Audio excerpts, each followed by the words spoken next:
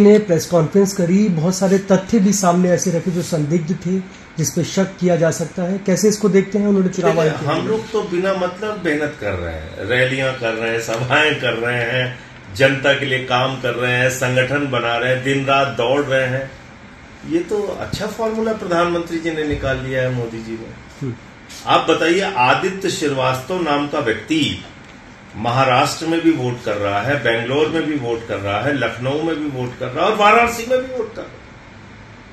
प्रधानमंत्री खुद फ्रॉड करके जीत रहे हैं, वो भी बड़ी मुश्किल से।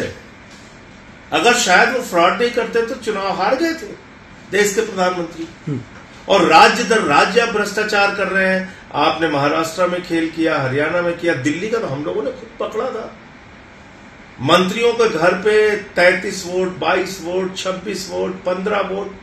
भारतीय जनता पार्टी के पदाधिकारियों ने एक एक बूथ पे आम आदमी पार्टी के वोट्स को टारगेट करके वोट कटवाने की एप्लीकेशन दी। 600, 800, 1000 लोगों की वोट कटवाने की एप्लीकेशन दी।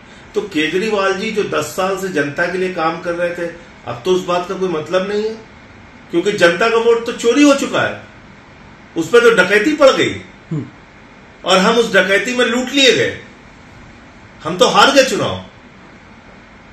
तो ये तो एक बहुत बड़ा चुनावी घोटाला है। और एसआईआर में भी यही हमने बिहार में देखा कि भाई 65 लाख वोट आपने काट दिया। 40 लोग जो मर चुके हैं एक बूथ पे आपने उनके वोट बना दिए। जिनके श्राद्ध में केंद्रीय मंत्री गिरिराज सिंह शामिल हुए हैं, उनके आपने वोट बनवा दिए। मरे हुए लोगों के फॉर्म जमा कर दिए। कुत्ते का निवास प्रमाण पत्र बन गया। ट्रंप का वोट बिहार में बन गया। अब क्या बचा रह गया?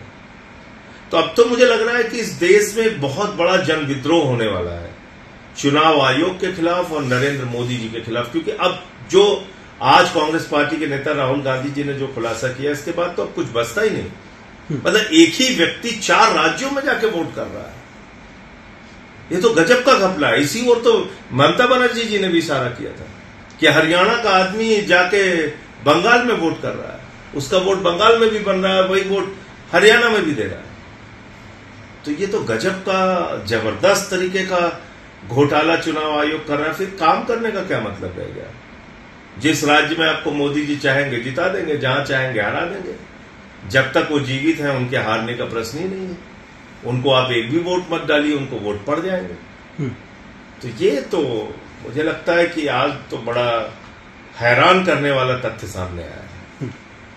और अब इसके बाद देश में चुनाव की विश्वसनीयता और चुनाव आयोग की विश्वसनीयता पूरी तरीके से खत्म हो गई है।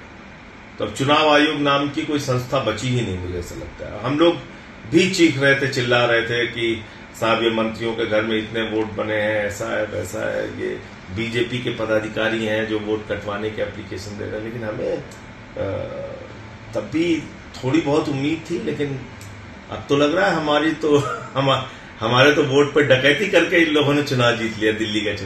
दिल्ली का चुनाव अवैध घोषित होना चाहिए। दिल्ली का चुनाव फिर से कराया जाना चाहिए। दिल्ली में पूरा फ्रॉड करके भारतीय जनता पार्टी जीती है। अब तो ये स्पष्ट हो गया, दिल्ली का चुनाव पूरी तरीके से निरस्त होना चाहिए और फ्रेश इलेक्शन पूरे दिल्ली के अंदर कराना चाहिए।